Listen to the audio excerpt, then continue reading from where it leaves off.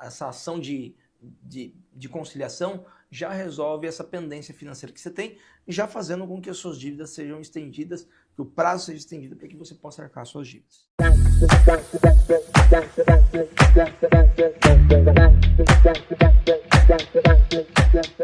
Nosso objetivo principal é tirar dúvidas jurídicas. E como esse assunto está muito em alta, por um motivo muito especial aqui, eu quero trazer para vocês um dado do Serasa que diz o seguinte: em janeiro de 2025, 74,6 milhões de pessoas, doutor, estavam endividadas no Brasil, de acordo com o Serasa. Esse é um número que teve um aumento de 1,48% em relação a 2024.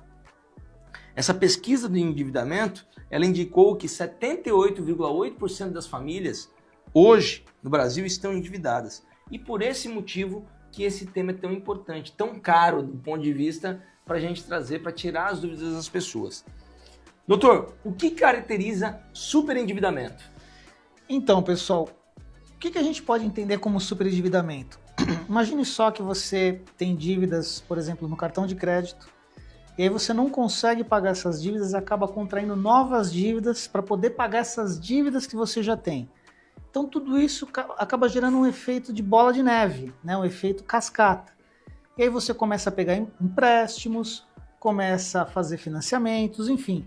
E de repente a sua vida vira um caos. Porque aquela primeira dívida que você tinha, você não conseguiu pagar, aí você trouxe novas dívidas para o seu dia a dia e de repente isso tudo começa a comprometer a sua própria subsistência. Ou seja, você não consegue nem quitar as suas dívidas mais básicas, como alimentação, aluguel, a conta de água, a conta de luz, telefone, enfim. De repente isso tudo se transforma num caos a ponto de você realmente não ter mais condições de saldar tudo isso. Então, qual foi a finalidade da criação dessa lei do superendividamento? É justamente poder fazer com que as pessoas consigam renegociar, repactuar essas dívidas com seus credores, sobretudo os bancos, para que, obviamente, vocês consigam diminuir juros, diminuir a extensão das parcelas e, obviamente, conseguir manter a sua vida, né? Então, assim, o que a gente pode entender por um superendividamento? Quando você tem dívidas que superam mais que 35%, por exemplo, da sua renda líquida, claro, não estou aí falando de conta de luz, conta de água, estou falando de empréstimos, né, de dívidas que vocês contraem para tentar saldar aquelas dívidas antigas. Quando excede esse percentual de 35%, já começa a acender uma luzinha vermelha, né? E obviamente que com esse aumento dessa dívida, você consegue judicialmente uma renegociação, entrar com um processo para pedir uma renegociação dessa dívida, tá, Renato? É isso aí. Deixa eu só voltar um pouquinho, doutor, porque é interessante isso que o doutor colocou, porque não existe um critério, aliás, existe um critério legal, mas essa porcentagem, ela já é uma praxe jurídica, né? Os tribunais têm entendido que um endividamento superior a 30%, 35% já compromete a vida financeira da pessoa, em poder arcar com os custos de subsistência mesmo, né? Por isso, alimentação, transporte, aluguel, né? Enfim. E aí o doutor estava falando sobre essa lei. Essa lei ela foi aprovada em 2021, certo? Exato. Porém, essa lei está sendo discutida no Congresso Nacional há mais de uma década. Ou seja, mais de 10 anos que essa lei estava sendo discutida no Congresso Nacional e foi aprovada em 2021 justamente para poder colocar de forma legal, por meio de uma norma, o que é o superendividamento e o que fazer para que as pessoas não se superendividem e, principalmente, se tiverem superendividada, o que complementando, fazer? Pessoal, é importante também destacar o seguinte: mas qual o tipo de dívida que eu posso repactuar, que eu posso renegociar, né? Porque não são todas as dívidas, tá, pessoal? Por exemplo, se vocês compram um bem de alto valor, por exemplo, um carro importado ou um iPhone, obviamente que esse tipo de dívida, né, não tem como você renegociar, tá? Da mesma forma, pessoal, que não é possível pedir numa eventual ação de renegociação, dívidas decorrentes de financiamento de imóveis, né, também de tributos, por exemplo, se você tem uma dívida fiscal. Então, esse tipo de dívida, tá, pessoal, não tem como ser renegociado. Então, basicamente, quais são as dívidas que a gente pode discutir? É mais voltada para Empréstimos bancários, consignado, empréstimos consignados também, sobretudo, né? Porque é muito comum, pessoal, os bancos, né, e as empresas de crédito oferecerem justamente valores para aposentados, pensionistas, funcionários públicos. E o que acontece? Justamente por eles terem a garantia de já descontar em folha esses valores, né, ou seja, do próprio vencimento da pessoa, justamente acaba se avolumando essas dívidas, né? Porque a pessoa pega um empréstimo, vê que ficou bacana, e vai lá, contrai um outro. E de repente, quando você se dá conta, você está com diversos empréstimos no seu próprio salário já comprometidos, né? Porque quando você recebe o valor, né, tanto um pensionista como um aposentado, um funcionário público, o banco vai lá e já retém o valor do empréstimo. Então, isso tudo acaba gerando, de fato, um efeito muito grande, o efeito dominó cascata, né, que, de fato, acaba gerando uma situação de pouca condição de pagamento que torna a pessoa insolvente, né? Então, geralmente é isso, tá, Renato? Entendi. Nessas situações. Interessante que essa lei, a Lei 14.181 de 2021, ela veio, mas ela foi agregada, ela fez alterações no Código de Defesa do Consumidor e no Estatuto do Idoso. Por quê? Porque o Estatuto do Idoso, justamente para a proteção do idoso, muitas vezes é o que mais é normalmente vítima desse superendividamento. A gente tem a prática aqui no escritório que você vê, a maioria dos aposentados tem empréstimo. Mesmo sem querer, ele contrai.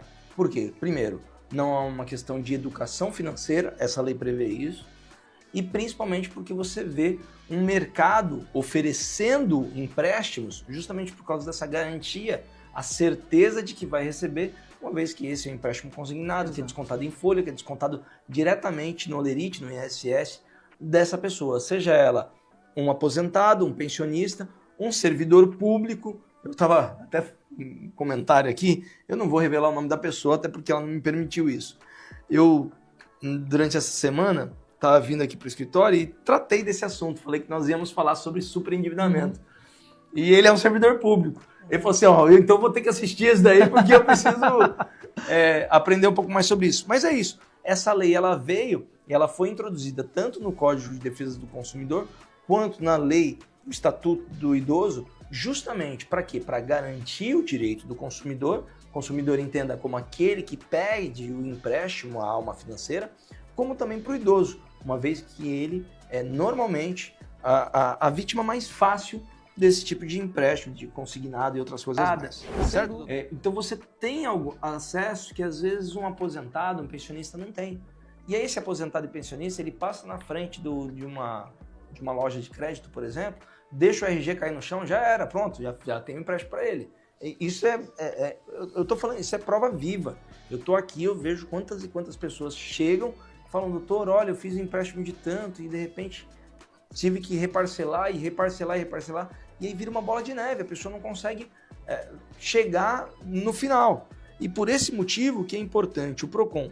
Porém, o Edson Previtali disse aqui, a minha experiência com o PROCON foi péssima. Então, o que acontece? Existe o PROCON aqui, a agência física, eu não sei quem está lá hoje, mas eu sei que durante muito tempo foi o Bacalá que trabalhou lá, até mandou uma saudação pra gente também. Mas eu particularmente gosto muito do sistema eletrônico do PROCON. Eu, sempre que eu preciso propor alguma ação, seja em face de um banco, seja em face de uma financeira, primeiro eu faço pro cliente uma reclamação via PROCON. Por quê? Nessa reclamação eu posso pedir algumas informações que talvez o cliente não tenha, como por exemplo, cópia do seu contrato, né? Exato. Quantos e quantos são os empréstimos que são feitos? Quantas vezes você fez uma negociação, um empréstimo dentro do banco e o banco lhe entregou uma cópia do contrato? Você sai sem nada na mão. Muitas vezes é uma assinatura digital, você nem sabe. E você não sabe o conteúdo que tem, especialmente naquelas letrinhas pequenas, né? Exato. Quem é a pessoa que pode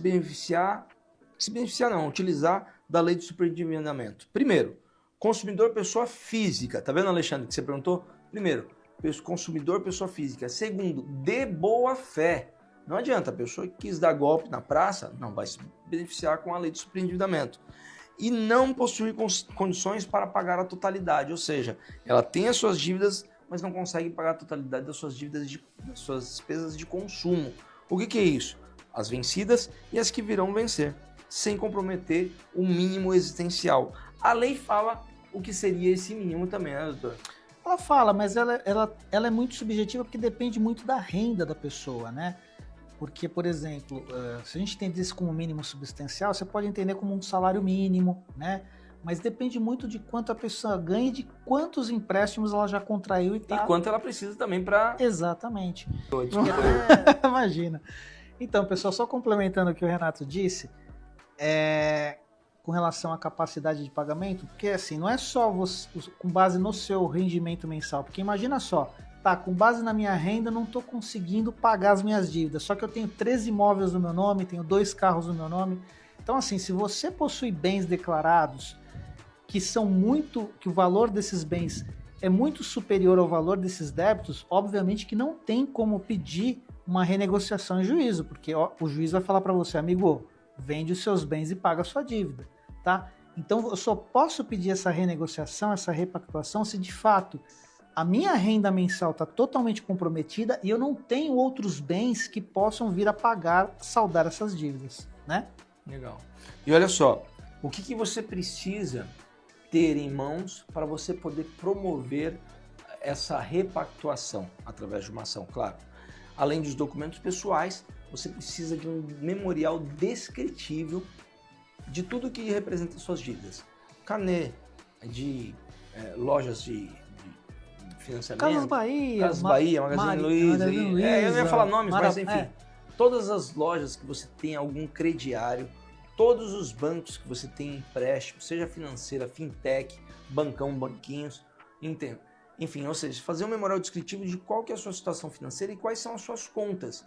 Também as contas de consumo, água, luz, telefone, aluguel, tudo que você precisa para a sua subsistência. Porque quando isso fica demonstrado, aí é mais provável que você possa ter em seu favor acolhido o pedido liminar, se é claro, se a sua situação financeira estiver verdadeiramente comprometida conforme o dispositivo dessa lei. Certo, doutor? Perfeito. E também, Renato, quando é necessário ingressar com essa ação para pedir essa liminar, essa renegociação, obrigatoriamente o juiz vai marcar uma audiência de conciliação, ou seja, ele vai chamar todos esses seus credores para que todos possam, numa audiência, tentar já chegar num acordo e poder estender o parcelamento dessas dívidas, tirar juros, tirar correção e por aí vai.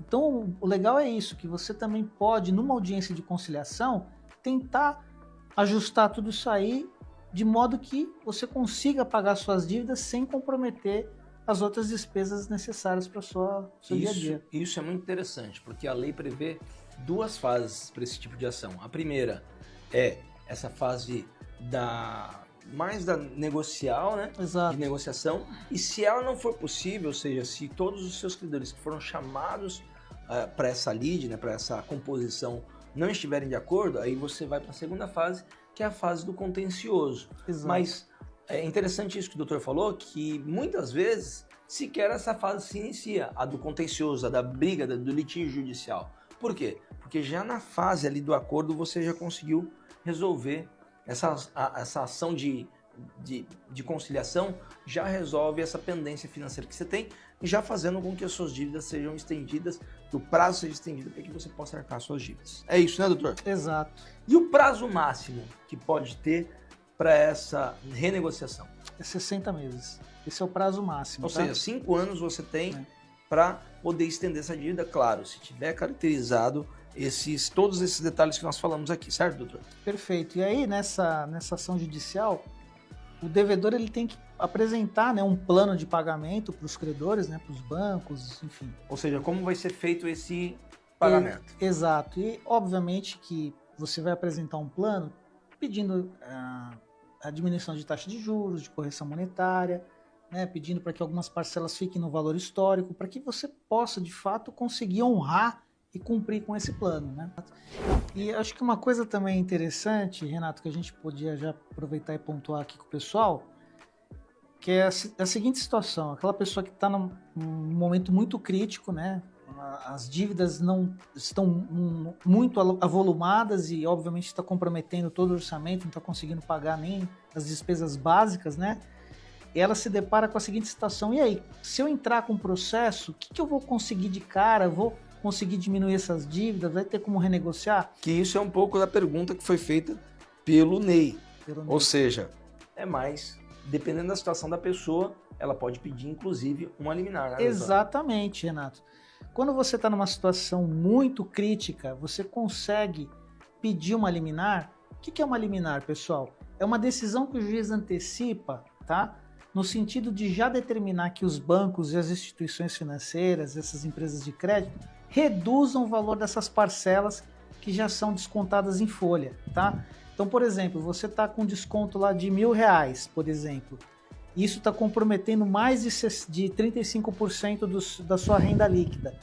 Nessa liminar, via de regra, os juízes já determinam que o banco, ao invés de descontar, por exemplo, R$1.000, vai descontar R$650, por exemplo, para te dar um fôlego momentâneo, para que justamente você consiga seguir sua vida sem comprometer o pagamento das suas outras despesas essenciais. Tá? Então é possível obter essa liminar a depender da situação e demonstrando toda essa situação de dívidas que você tem.